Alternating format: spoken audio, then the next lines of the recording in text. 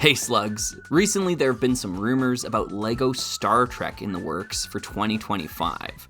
A number of folks have asked me to talk about it, and these same folks are probably looking at the runtime of this video and have a whole new set of questions, but we'll get there in due time. Firstly, let's talk about the rumor itself. I'm pulling most of this information from this Brick Fanatics article. I'll link in the description if you want to read more. Anyways, the rumor is that LEGO has acquired the license to Star Trek and is now going to be producing a set. And the rumored set number here is 10356, and apparently it's going to be the USS Enterprise D. We'll talk about that in a minute as well. It's supposed to contain about 3,600 pieces, somewhere in that ballpark, so it's going to be a big one. And it's also supposed to release, rather ironically, on Black Friday 2025. Yes, you know, Star Trek, the post-capitalist socialist utopia society. Let's put it out on Black Friday. It's just silly. So the Enterprise D, that's the one from the Next Generation, as well as the Star Trek film Generations. This is Picard's Enterprise, or at least his first Enterprise. Why this Enterprise? This is one of the things I wanted to talk about here. A lot of folks are kind of murmuring, saying, like, why is this not the original series Enterprise? Why not do Captain Kirk's Enterprise? And I get that, but if we trace some of the patterns we've seen in LEGO's selection of sets and what to pander to recently, I think we see a lot of 80s nostalgia being the big thing. A lot of 80s sets, the Blacktron Renegade being one of them, are being recreated and put out there. We did a little bit of 70s nostalgia with the Galaxy Explorer before then. And so now we're into the 80s, and of course, the Next Generation was a huge show in the 80s, so it kind of makes sense. The timeline seems to line up there as to why they would choose the Enterprise D. Another point worth considering is that the Picard show, Star Trek Picard, might have renewed some interest in that particular branch of the franchise. I have my own choice words to say about that, but you know what? I don't need to say anything because this video right here by Angela Collier is perfect. Perfect. If you want to sit down for 4 hours and listen to someone talk about why this show is so terrible, this is the video, and I wholeheartedly subscribe to nearly every single opinion she shares in this. It's so spot on. Yes, so do yourself a favor and enjoy it and watch it. So those are some of the reasons why it might make sense to recreate this Enterprise in brick form. What are some of the reasons not to do that?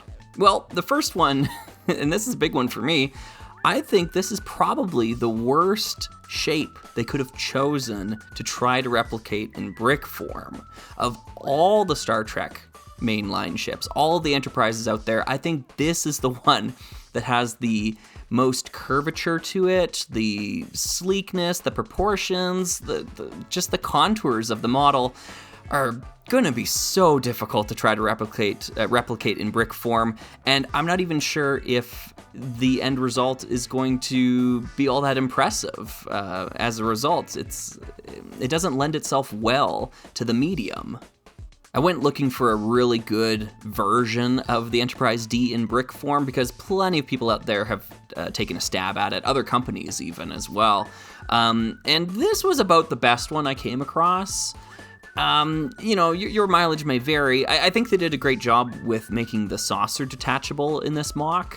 But at the same time, the studs on the surface and, the contours aren't quite replicated exactly. Like it's really good considering the medium, but I think the medium really holds back the beauty of Star Trek ships, and that's kind of my larger point here. I think Star Trek ships just aren't designed to be adapted into brick form. I've never really been impressed with many of the other products or MOCs that others have created. I've got a list of a couple here that I'll show you in a sec that do look pretty good to me, but by and large, I think most of these MOCs or most of these other sets, they just do a poor job of capturing the beauty of Star Trek. There's a really elegant design to Federation ships, I should say, in Star Trek. I think Star Wars has a much easier time being adapted into brick form than Star Trek does. It's just a difference in the visual identity of each franchise. The greebled look of Star Wars really lends itself to bricks, and the sleek and very particular proportions of Star Trek vessels just don't match as well. So a small original series enterprise at this scale looks really great. I think this is probably the best we could hope for. But again, that's the original series Enterprise, simple shapes, that sort of deal. We're talking about the Enterprise D, and like, look at it. How will they do this, like that, or that? So barring a few good examples here that I'm showing of really, really solid Star Trek MOCs, I think Lego Star Trek or Star Trek in brick form just looks bad. I just think it looks bad, like unappealing. I have no interest in it. I love Star Trek, but I would rather go buy a Star Wars ship because I think the Star Wars ships are represented better in brick form than Star Trek vessels are. And that's just how it is. So am I interested in Lego Star Trek? The answer is no. So I felt bad making a video like this. I really hemmed and hawed on it for a while. The leak is, I don't know, months old by now. But I kind of felt like it wasn't becoming of me to talk about Lego rumors and Lego leaks and all that sort of stuff. So to make up for it, and to make up for the lack of things I have to say, because that's it. That's all my notes were here. I've got them in front of me. So I went through, said everything I wanted to say. Surprise, we're going to do a Star Trek film tier list.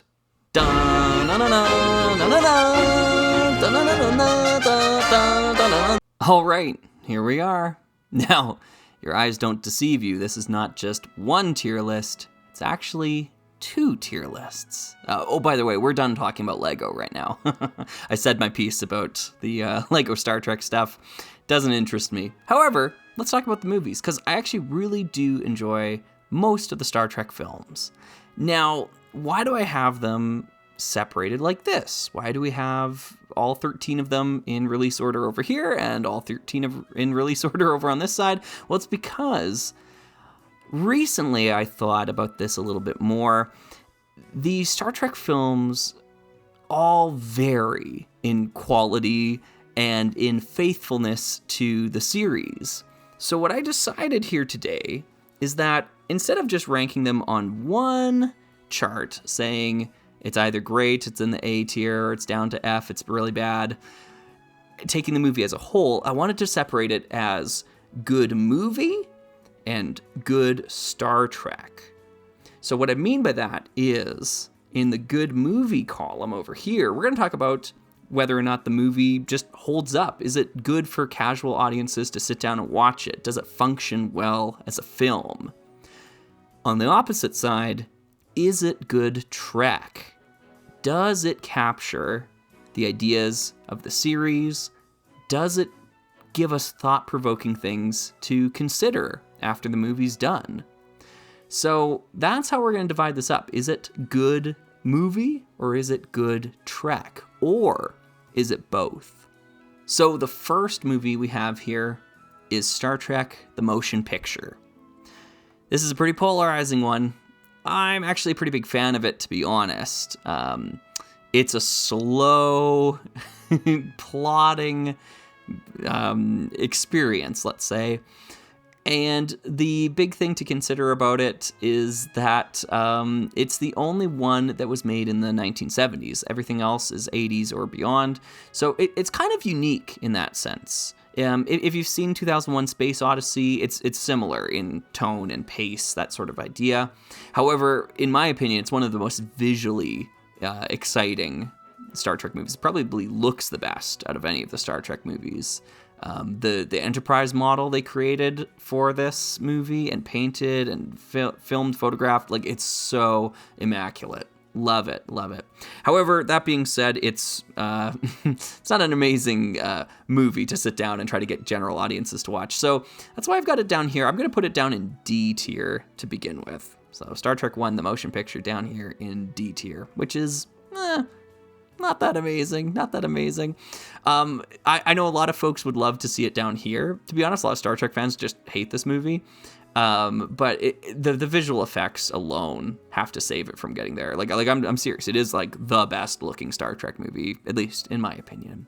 Now, when it comes to good Trek, that's where this movie excels. I'm sticking it all the way up in A tier because it has such a story that you would absolutely have seen in the original series, or honestly in most of the following series. It could have been a plot for a really good episode.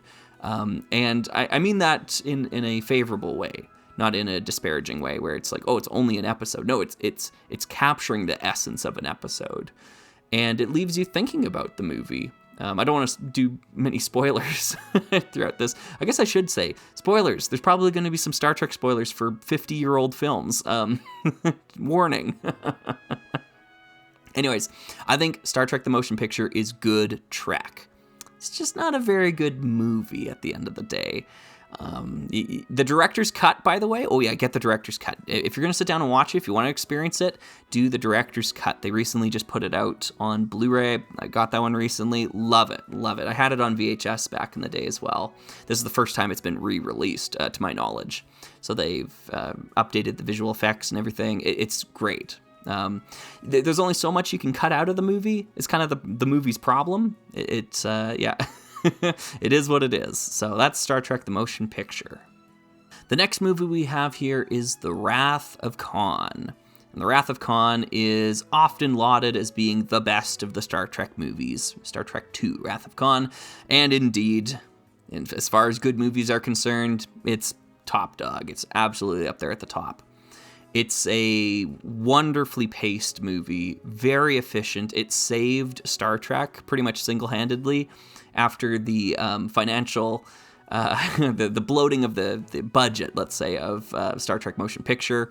It was a financial success. It just wasn't a critical success. So they kind of kicked Gene Roddenberry upstairs to an executive producer role and let Nicholas Meyer come in, write and direct Wrath of Khan. And it gave Star Trek the shot in the arm that it needed to be able to survive the coming decades. So Wrath of Khan, it's a great, great film. It absolutely belongs up here in A tier. However, over here, good Star Trek movie. Is it good Trek? I've only got it in B tier. I might bump that around as we put more things in here. I've got it lower than the motion picture because it's not a dumb movie. It's still very intelligent, but there's a lot of things in it that, if you stop to think about for a minute, don't make a lot of sense. It doesn't hold water. It kind of breaks the universe a little bit. The Genesis device is a great example of that, where this idea that you can just fire a torpedo at a planet and just conjure up life and like a sun and like instantly put it in the Goldilocks zone, like it just doesn't make any sense. It's kind of a plot device that doesn't add up when you stop to think about it. And there's actually a few in that movie, in Wrath of Khan, that don't quite add up the way they could. You can kind of tell this was a rushed script. It's a fantastic script and the screenplay is really well done, but I think Nicholas Meyer wrote it in 3 weeks or something like that. It was an incredibly tight deadline to get the movie produced. So it does suffer a bit from that. So I don't think it's a flawless movie by any stretch. And it does have a bit of a buy-in. So you have to kind of buy the premise of it and get over the suspension of disbelief with some of the plot elements in order to really enjoy the movie. But it is the most emotionally charged Star Trek movie as well. So it really tugs at your heartstrings in certain places. I don't know if I can get through the whole thing stone cold sober, it really gets to you. That's The Wrath of Khan. It's fantastic. Next up, we have Star Trek III, The Search for Spock. This was the direct follow-up to the events of Wrath of Khan. They're very linked together, these two movies. You pretty much can't watch Search for Spock without having seen Wrath of Khan. So that's kind of a knock against it as a film. It's an odd-numbered Star Trek movie, so oftentimes it's just assumed that it's terrible and it belongs down here. I disagree, however. I don't think it's nearly as bad as its reputation lends itself to be. So I have it actually here in the C tier. It's good. It's all right. I think it's fine. It suffers from a couple of problems. One is that it looks incredibly cheap. Like, yeah. The visual effects aren't that amazing. I don't know if it's the film stock they used. There's something about this movie that just makes it look so much cheaper than what came before. And unfortunately, as a result, partially of that and partially of the writing in it, I think, there are good scenes in the movie, but it doesn't really add up to being a good movie, like a really good movie. It's a product that just isn't the sum of its parts. The parts are greater than the sum of them. I don't know how to say that, but that's kind of what I'm getting at here. There are great moments in the movie. It just doesn't feel diegetic. It doesn't feel organic, and it doesn't add up to something that's really impressive. However, when it comes to whether or not it's good Trek or not, that's something that I think it actually does a lot better at. So I've got it up here in B tier next to Wrath of Khan. As a Star Trek movie, as Trek, it actually had a really huge impact on the franchise, a bigger impact than I think it gets credit for. For example, this is the first time we see a Klingon bird of prey model, which is used throughout the rest of Star Trek's run, basically, as well as the Starbase that we see, as well as the Excelsior, and all three of those models get reused extensively in The Next Generation and other films, so it's really cool to see those things established here. On top of that, the Klingons, basically what we would come to know as the design and like the visual design and the cultural design of Klingons, is really established in this movie. And that would go on to define an entire species in Star Trek. So those are a couple of really big accolades that this film has and can be proud of. So as Trek, I think it's really good, really a quintessential Star Trek. As a movie, though, it's somewhat lacking. All right, next we come to Star Trek IV, The Voyage Home, otherwise known as the one with the whales. This is, in my opinion, the most overrated Star Trek movie. I'm not saying it's bad. I just think a lot of people say this is the best or it's one of the greatest Star Trek movies. I really disagree. I think it's good. It's fun. It's funny. It's a very enjoyable casual watch, but I don't know. Like okay, it's a film where they go back in time to what was then present day San Francisco, and we get to see our Star Trek characters be fish out of water and walk around and do all that sort of stuff. And if that plot sounds familiar, well, it's because it is familiar. It's been done a million times, but here's the Star Trek version of that. You basically could replace all the characters with generic otherworldly, space action heroes or whatever, and you wouldn't really have to change much in the script at all. That's maybe not a knock against it as a movie, though. So as a movie, I don't have it up here in A tier. I actually have it in B tier. I think it's really good. It's solid. It's not as great as Wrath of Khan, but it's definitely not as cheap or as arduous as these two down here. It's a good, solid, fun romp. So if you've never seen Star Trek before, you could go watch this. And even though it's a direct sequel to Search for Spock, these three movies, by the way, kind of make their own little trilogy. Wrath of Khan leads into Search for Spock, which leads into The Voyage Home.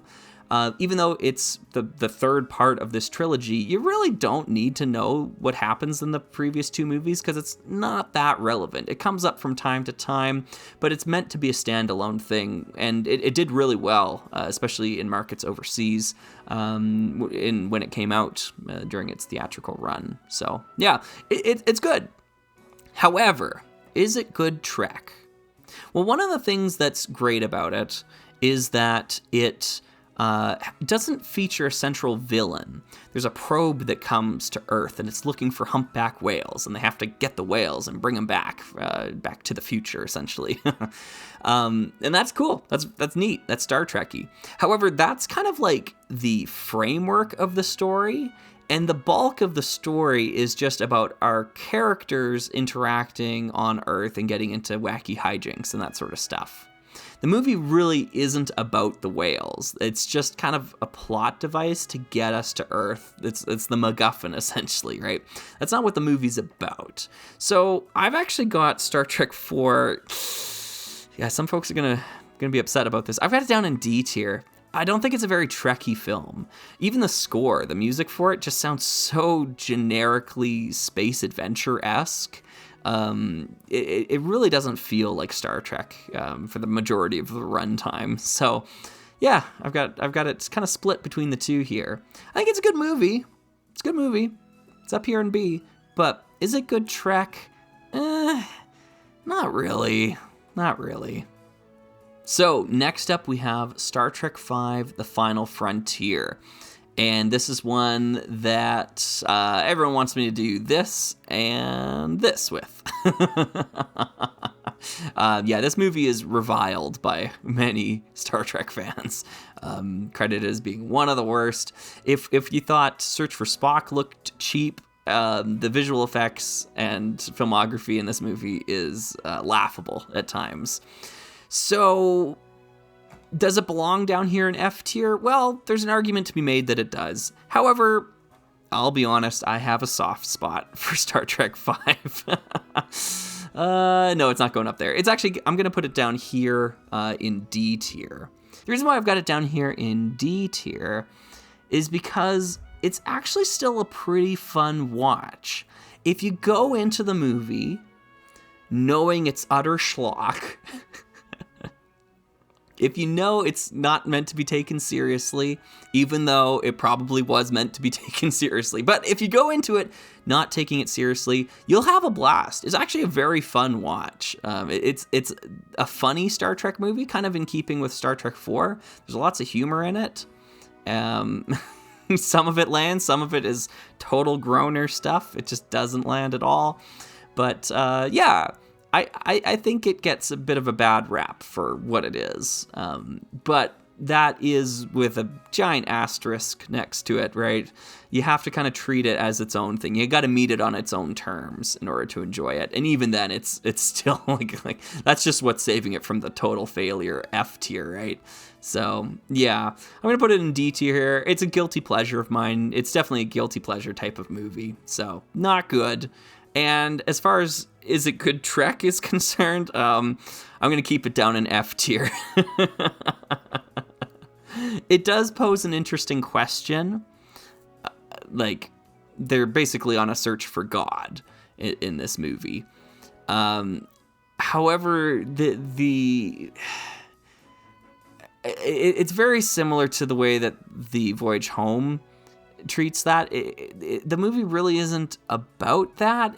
That is kind of like, it's the framework for the film, but the movie itself is a bit more about Kirk, McCoy, and Spock's friendship, their bonds, and whether or not they can withstand being turned on each other. Even though that doesn't actually happen in the movie, it's weird. It's a strange film. There's some great stuff in it. I think Sybok is a cool character, Spock's half-brother in the film there. So, yeah, you know, if you're looking for a fun time, Star Trek V. It's here for a good time, not a long time. But, yeah, it's pretty rough. And now we come to the final film starring the original series cast. This is Star Trek VI, The Undiscovered Country. What a movie. What a movie. All right, it's going right up to the top. Yeah. So this is another one written and directed by Nicholas Meyer. So no surprise there. And Nicholas Meyer also wrote most of The Voyage Home as well, too. So that's boom, boom, boom. You can see that Nicholas Meyer has had a profoundly positive impact on the film legacy of Star Trek. and these are the 3 movies he has any involvement with. Unfortunately, they didn't ask him to come back and do any of these other ones, so we'll see how that fares for them. Anyways, the Undiscovered Country is basically the Cold War in space. There's an emergency in the Klingon Empire, and the Federation has to deal with their own prejudice. And so do the Klingons. Everyone does. It's a film about prejudice. Can you accept former enemies? Can you trust former enemies? And the movie has a lot to say about that. It's so well paced, so well edited. So yeah, Star Trek 6 belongs at the top of the pile here. A lot of folks say this is the best Star Trek movie, and honestly, I flip-flop between Wrath of Khan and Star Trek 6. They're both excellent films. So it belongs up there. Now, is it good Trek? It sure is. It sure is. So yeah, Undiscovered Country is incredible for the franchise. It's really great as a movie, as a standalone film. It's solid stuff. So if you're looking for the best of what Star Trek film has to offer, I think start with Star Trek 6. It's phenomenal. And now we come to Star Trek Generations. This film is basically a crossover film. It gets us from the original series with Kirk's Enterprise and his crew to Picard's Enterprise and his crew.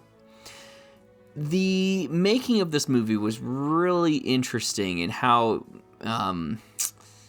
rushed it was, I suppose. No, I don't know if that's the right word. How compromised it was, let's say. Basically, as the show, The Next Generation, was wrapping up its final season, while they were still making the final season, they began production on this movie. And so a lot of the talented folks that were working on the series had to go work on the movie, which is why season 7 of TNG is pretty subpar compared to the standard they had set earlier. So, so they sacrificed a lot of what they could have done in season 7 to make this film. But surely that means the film turned out great, right? Unfortunately, no. A lot of folks, again, would stick this one down in F tier as a really terrible movie. I kind of beg to differ, though. I think this movie... man... I've got it up here in C tier, and I know that's gonna ruffle some feathers. I know. It's in good company down here, I suppose. But I think this movie's a little bit better than it gets credit for. There's a big narrative blunder that it does towards the end of the movie in killing off a beloved character in a really unclimactic way, let's say. Anticlimactic way? Maybe that's what I'm trying to say, yeah. So, yeah, it's got a huge problem there. But there's a lot to the movie that actually really gels, that I think works well enough. The crash scene of the Enterprise, the saucer section hitting the planet of Viridian 3, it looks so good. It's such a well-done scene. And that's kind of why I put it side by side with Search for Spock, where it's another movie that, to me, as a whole, isn't great, but it has great moments. And those moments can really jump out at you while you're watching it. So, yeah, I've got Star Trek Generations in C tier here. One thing I kind of neglected to mention about Star Trek 6 over here, as in good Trek, is that Star Trek 6 really had good moments for all of the main characters. All of the original cast had good parts. It's just a great Star Trek experience. It really does feel like the best of the best. Generations doesn't really have that. They could only get William Shatner, Walter Koenig, and James Doohan to come back for it. So you kind of have this weird, awkward cast of characters.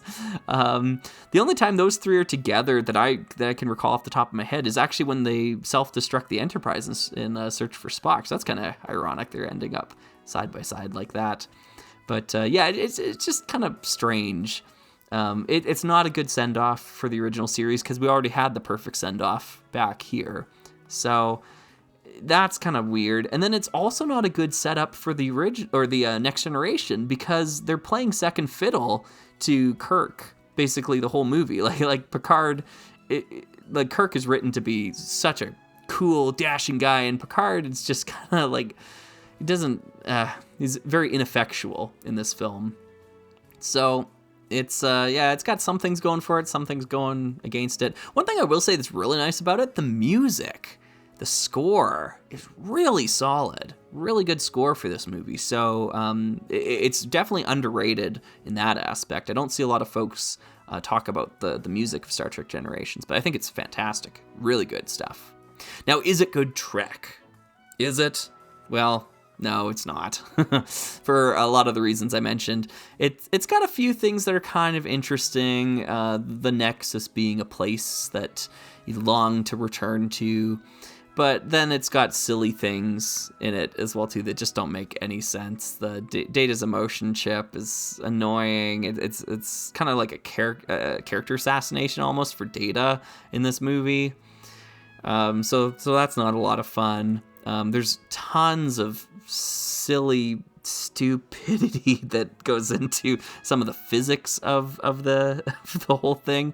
Dr. Soren's got this rocket that's supposed to fly into the sun to destroy it, and you see it take off, and like 8 seconds later it blows up the sun, and we see the sun, and then it gets dark. It's so dumb. Like that just wouldn't happen like that. There's so many things, myriad things wrong with the presentation of physics in this movie. So it belongs down here in D tier. It's pretty middling.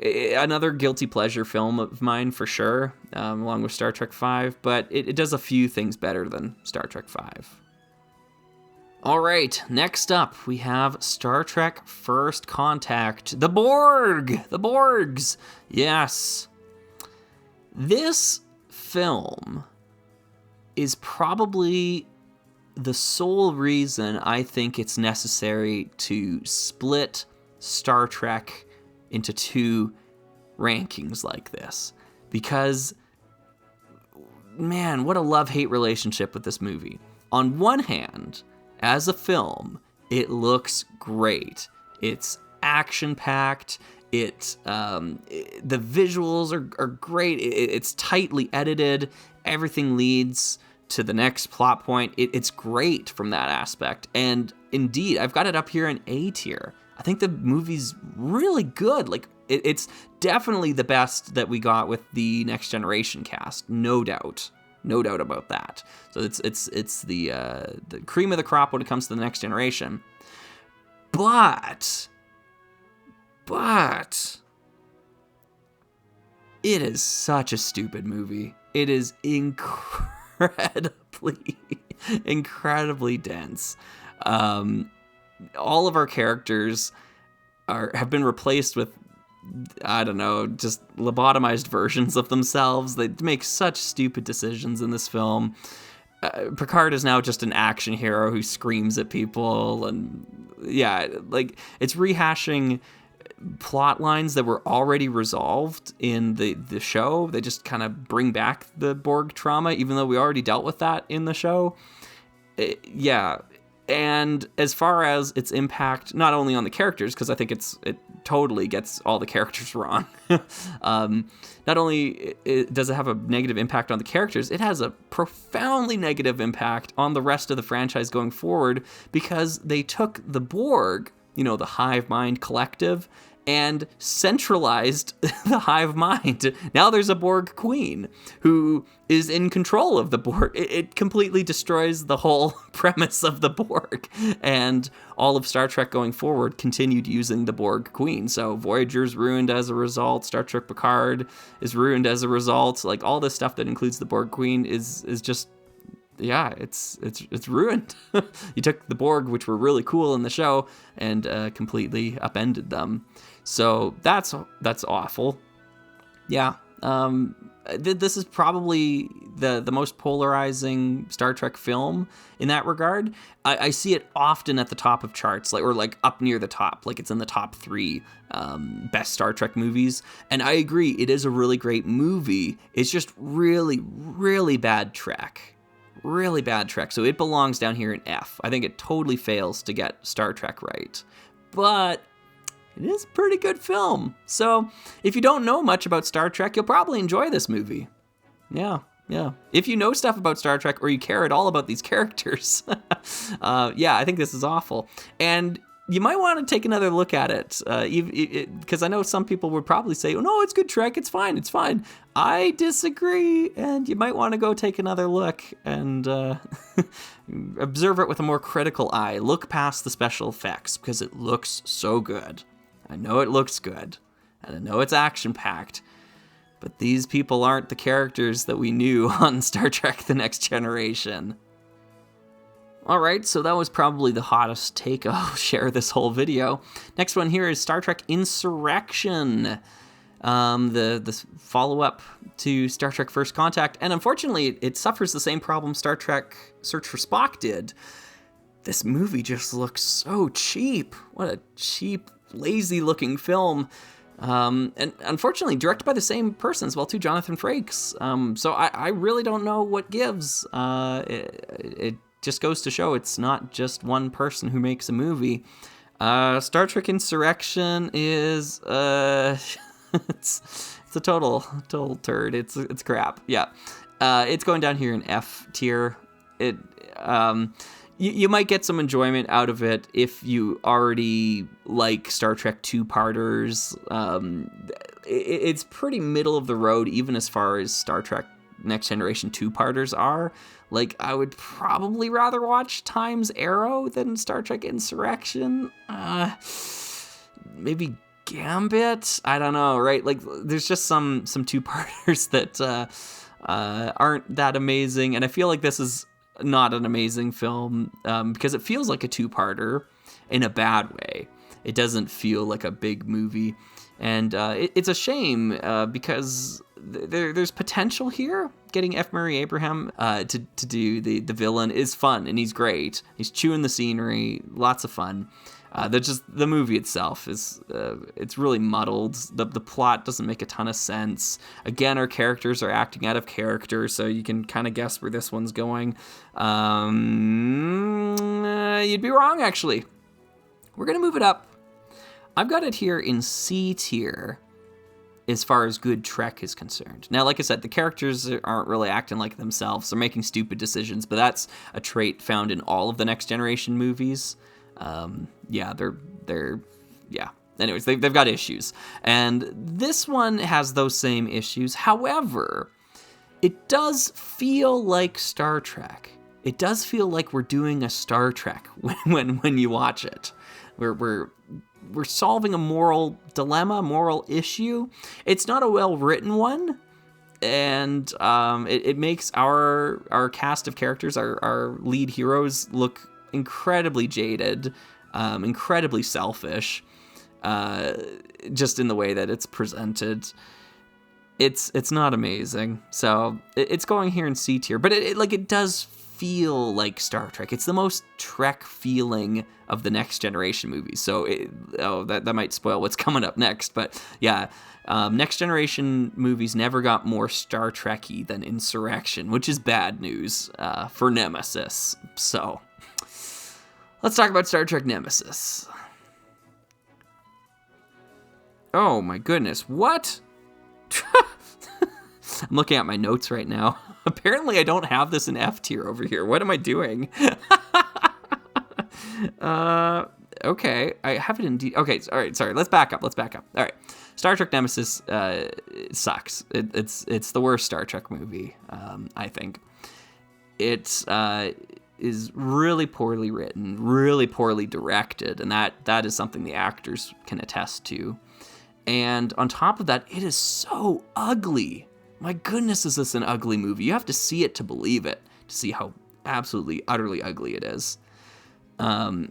It's a really long, bloated film where not much happens. So the pacing is bad. It's similar to the motion picture.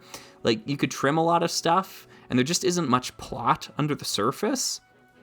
So that's not good. There's like an attempt at a mystery plot that doesn't really pay off in any meaningful way. Tom Hardy's the villain, and he's supposed to be a clone of Picard, and it's just the most laughable thing. I watched it with my partner recently, and this scene right here, she just burst out laughing and said, "You can't do a match cut when the scenes don't match." Yeah, Tom Hardy looks nothing like Patrick Stewart. And the movie tries repeatedly, like 3 different scenes, to really convince you that this is actually Picard. No, believe us, it is. And you just never buy it. You just can't buy into it. So yeah, Nemesis is terrible. Now in my notes over here, as far as good Trek, I've got it in D tier. I don't understand why I have it in D tier. I gotta come up with some reason why it would be here. Like, I want to put it down here. I want to put it in an F because I think the movie's really bad. It does show us a little bit of the Romulan Senate, I suppose. Although Remans, like, have never been mentioned before, and it's really stupid kind of retcon to how Romulus works. Wow, I'm really undecided. And they open fire on a pre-warp civilization without even considering the Prime Directive. Yeah, no, I think this movie deserves the F tier. This is the worst Star Trek movie. I think hands down, it's Nemesis.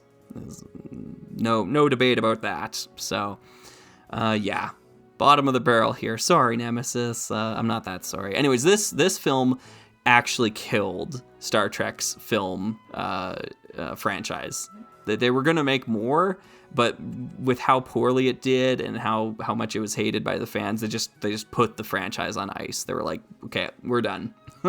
So yeah, that like Star Trek V nearly did that. Star Trek Nemesis did. So that really speaks to how awful it is.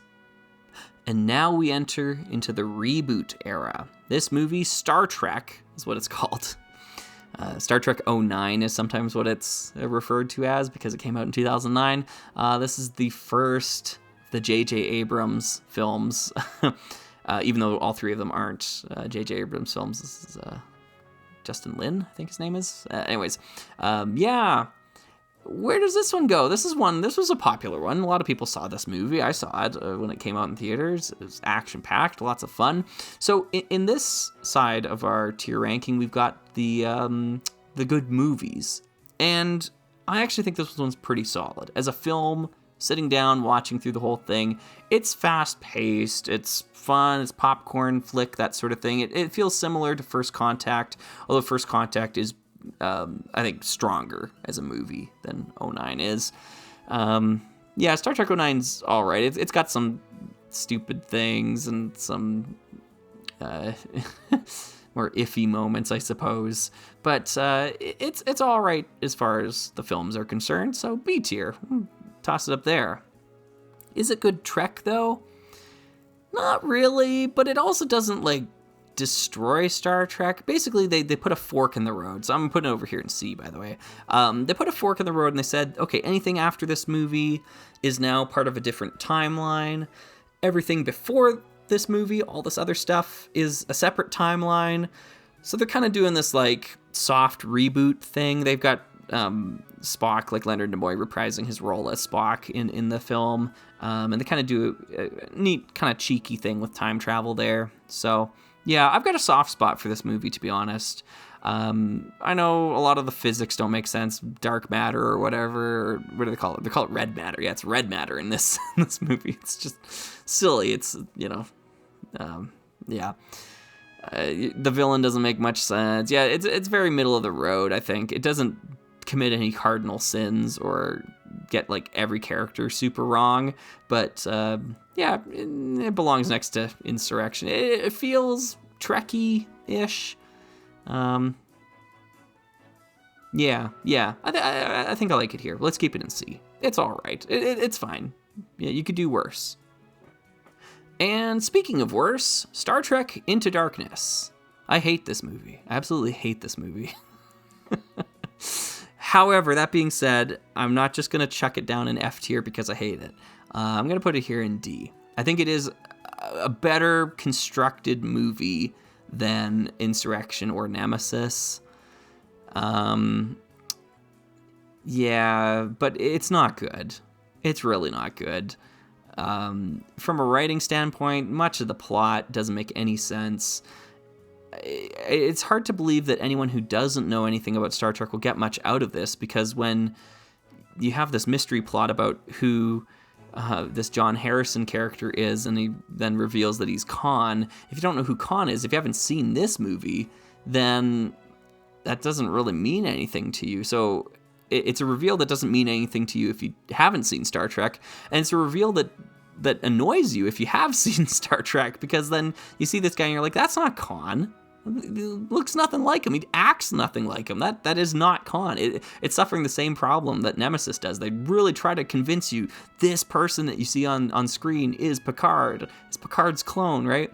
And in this movie, they're trying to convince you this character you see is Khan, and he's nothing like Khan. He's not written the same way. He's not acted the same way. It's not Khan. In my opinion, and I remember watching it in the theater, I was thinking this as they talked about Cumberbatch's character as being John Harrison. I was thinking, oh, that's so smart.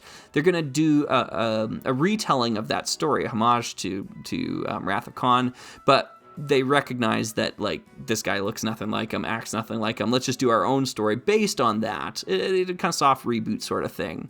So I was on board with the movie for the first half there, until you realize that, no, actually he is Khan. And then it kind of goes downhill from there, although it wasn't on high standing beforehand. So, yeah.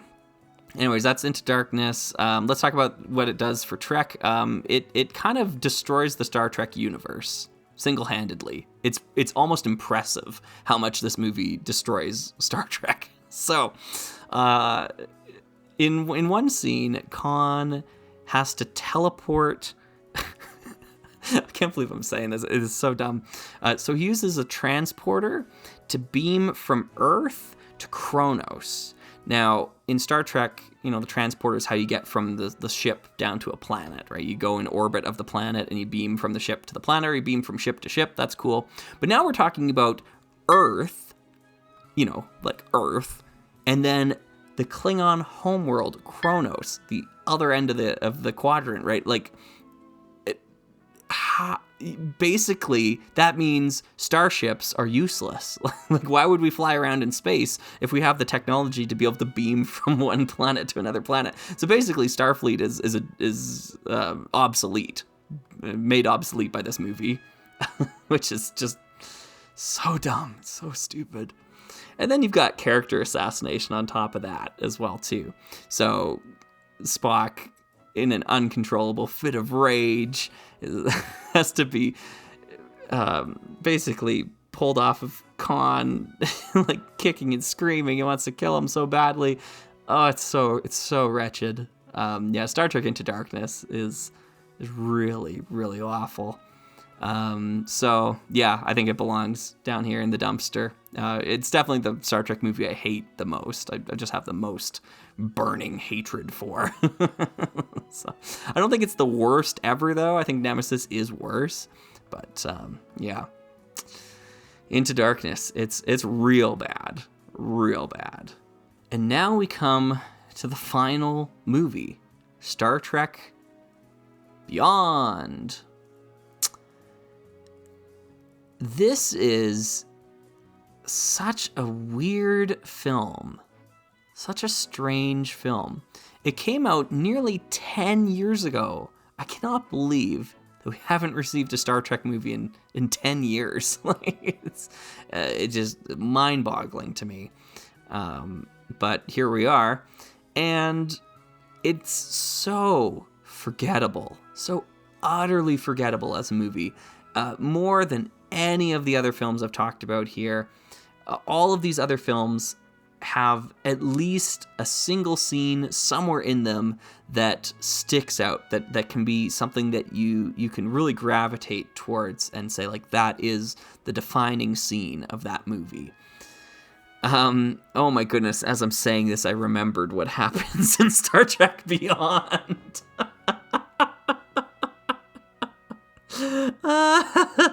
I was weeping with laughter in the theater as I saw the USS, it was the Franklin, right? It wasn't even the Enterprise. Yeah, the USS Franklin defeat the bad guys by playing the Beastie Boys. That was really a thing that they put in a movie. Yeah. So Beyond is a tough one to rate or to rank on this list because, it's not terrible. I don't have seething hatred towards it. It's also not good. Like, it really isn't. It's not a good film. It's somewhere in the middle. I think we're going to stick it smack dab in C tier because I have neither strong positive nor negative emotions towards it. It's not as bad as Into Darkness. It's not as good as Star Trek 09. It just is. It just kind of exists. And this wishy-washy poster art kind of shows, it speaks volumes, let's say, to how forgettable the movie is. It's just, Star Trek Beyond. Yeah. Not much to say about it. Is it good Trek? I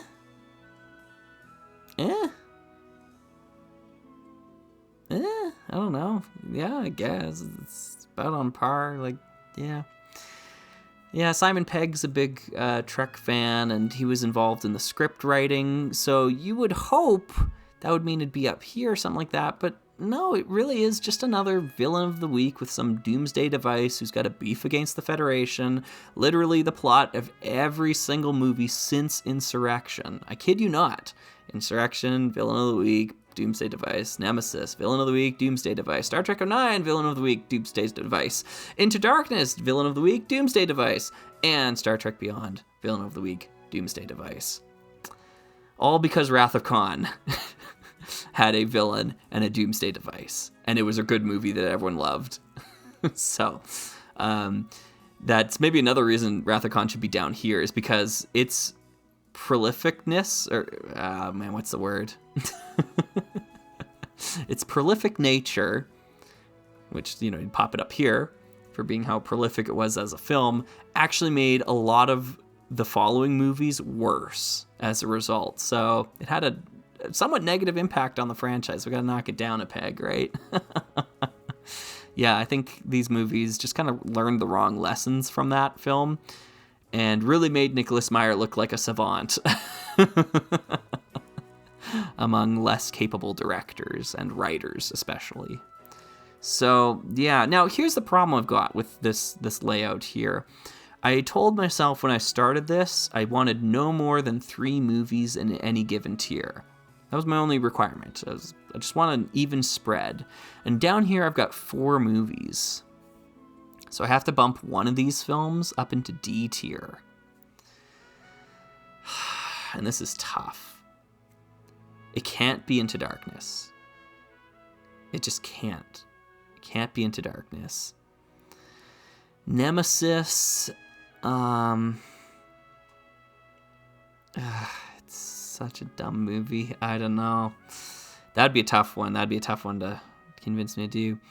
First Contact absolutely destroys the Borg, destroys Picard's character, destroys so much. I don't think it can be First Contact. Oh my goodness, are we going to bump Star Trek 5 up? Oh, that's so bad.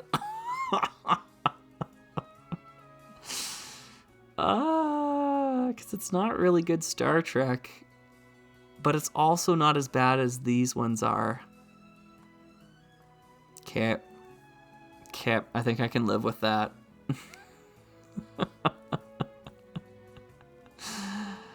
Oh boy, how did we get here? It's really rough, yeah.